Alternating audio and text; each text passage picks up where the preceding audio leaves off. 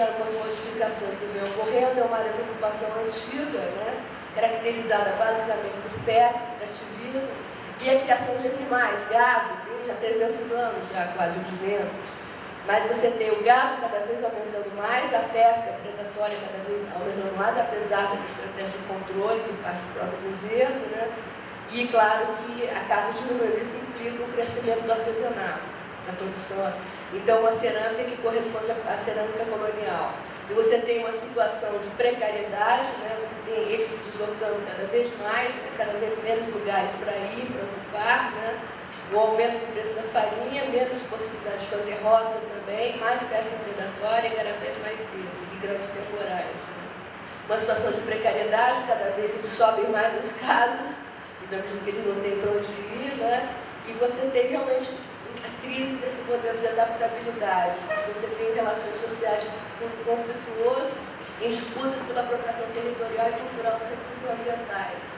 E aí o conceito de estratégias situadas é muito importante, né, porque justamente eles estão continuamente, incessantemente se deslocando, né, na época da cheia e da seca, né, e ao mesmo tempo a busca de um futuro, uma expectativa futuro, que é de educação dos filhos. Então, aonde os filhos podem estudar seria na cidade, nos centros urbanos, né, seria Juritiba, Santarém e Manaus, e até Belém.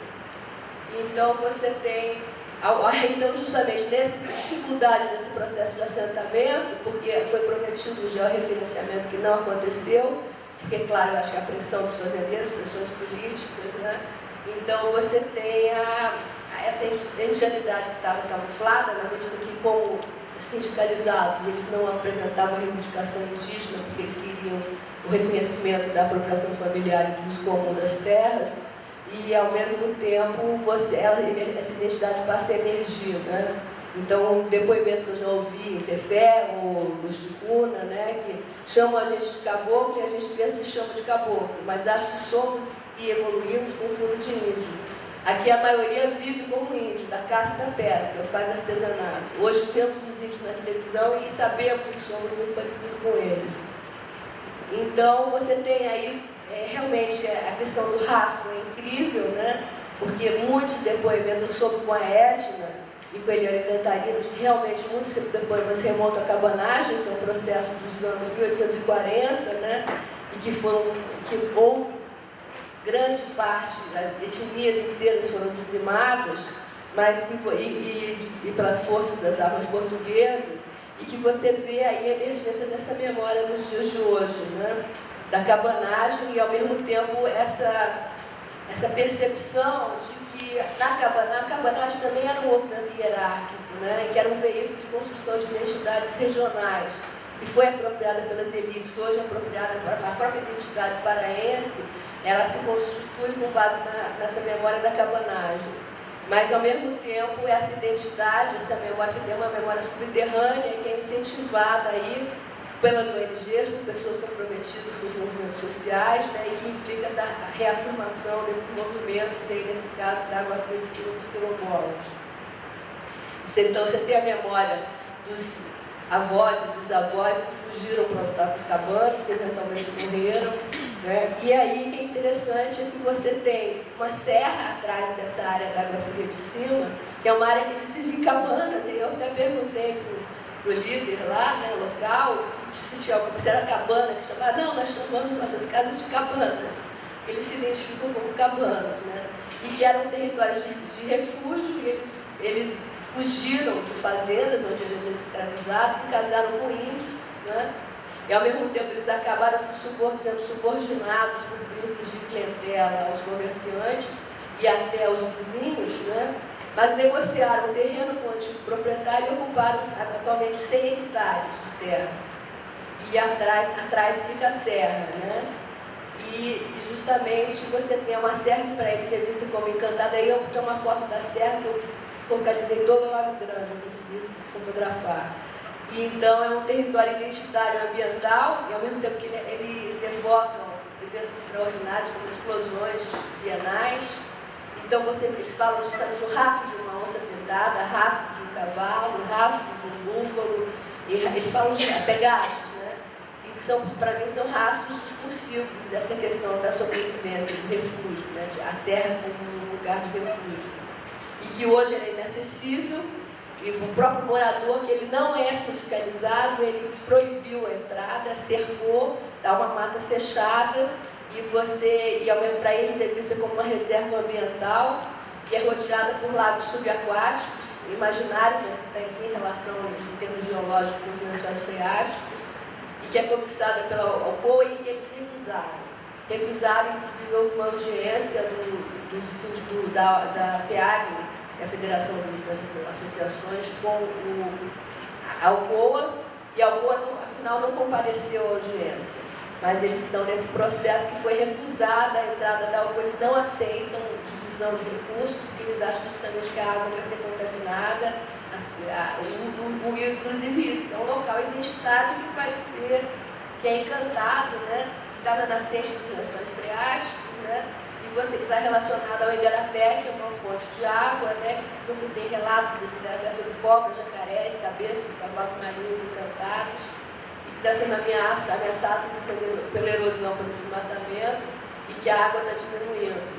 Então você tem, quer dizer, eles consideram que essas invasões seriam profanações desse território encantado, identitário, né?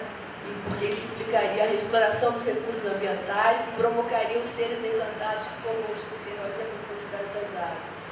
E faz emergir esses seres e trazer calamidades. Então, mas ao mesmo tempo você tem, por outro lado, também uma recusa aí da identidade, uma área que nós éramos 4 antropólogas, dessas 4, 2 eram estrangeiras, uma húngara e outra polonesa francesa, e eu e uma brasileira. Nós chegamos, nós 4, era justamente a gente ia começar a discutir a pesquisa, e o pessoal ficava falando, não, aqui nós não somos índios, nós não podemos, porque senão, se for demarcada a terra, nós vamos ser desapropriados e nós não temos para onde ir, né? Então, a pesquisa, primeiro, você vê que ele tem traços, né, bem indígenas, né?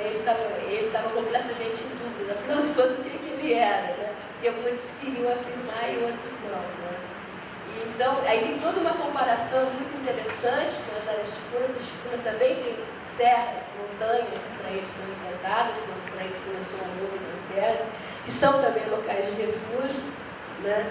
E que eles, justamente, na Água Fria de Cima, no início parece que eles casaram com índios no refúgio, né? Eles se veem como misturados, então, quer dizer, tanto a Serra quanto o Igarapé são locais de cultura, mas que envolvem processos de dominação que são manejados por grupos de interesse, e que envolvem aí a supremacia da dimensão nacional, e nessa situação de confusão, né, e de reivindicação não atendida, eles acabaram manifestando essa identidade quilombola, né?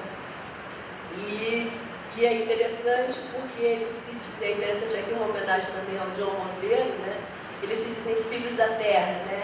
Então você tem negros que casam com índios e que são, afinal de contas, essas identidades produzidas no contexto de dominação, né? Então, embora passageira, essa convivência com eles, com os artesãos e com os que se apresentam agora como quilombolas, foi possível eles apresentarem, escutar as inquietações deles, as motivações, as suspeitas, né? Uma ceramista, que é a delegada sindical, falou que todos os dados que eles apresentaram para o assentamento, foram utilizados com proposta de Minha Casa Minha Vida, ou seja, eles iriam receber, ser alocados numa espécie de conjunto habitacional e perder toda a pouca terra que eles tinham, né? Então, porque o acesso que eles forneceram para o INCA é um cadastro de livre acesso da internet.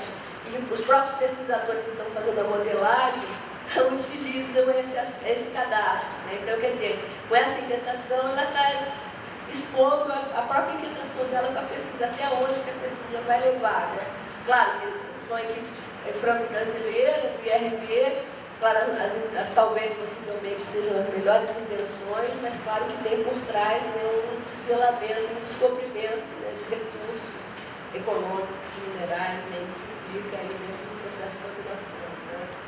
Então, e por trás disso tem uma questão que inclusive é levantada pelas organizações locais, da questão do que seria uma justiça ambiental. Então, eles também colocam um grande desconforto em relação ao que seria essa justiça, até eles identificam a justiça num sistema judiciário completamente corrompido, né?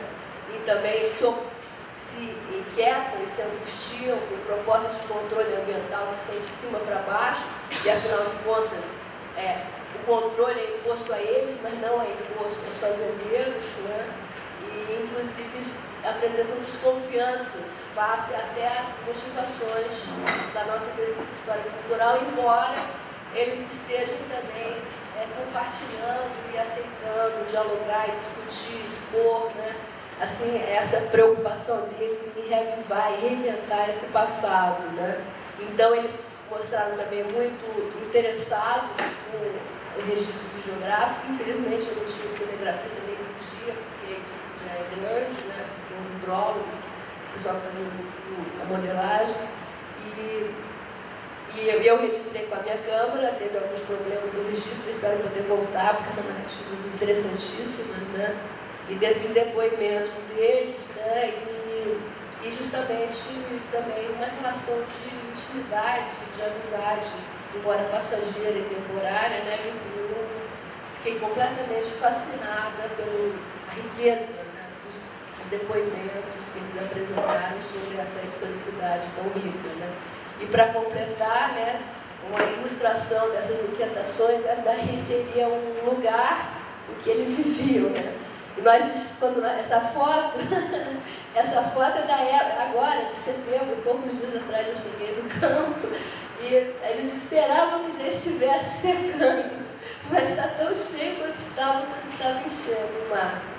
Esse ano, justamente, o que ocorreu foi que encheu muito rápido, e está demorando muito a esvaziar. Então, eles não têm onde colocar as coisas, não têm onde fazer as roças. Então, quer dizer, o que tem é justamente contra essa ideia de adaptabilidade, é um deslocamento cada vez mais massivo para as áreas urbanas, buscando a inserção no sistema educacional, de saúde pública também, né? Buscando alguma forma de participação social, ética e política. É isso. Obrigada.